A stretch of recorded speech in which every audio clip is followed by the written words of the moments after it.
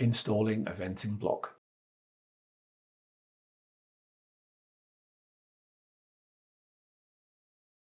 Install the venting block in the tray and then slide it so that it engages with the tray. Fasten the 2 screws to install the venting block.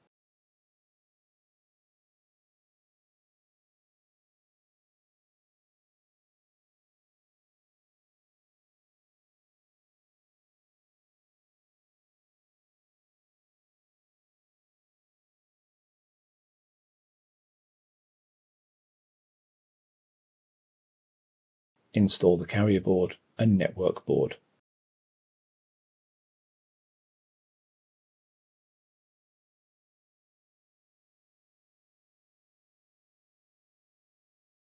Install the water loop.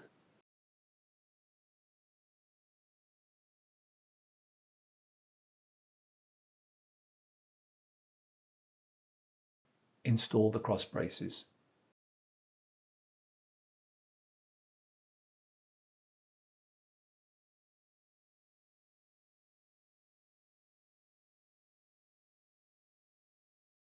Install the tray cover.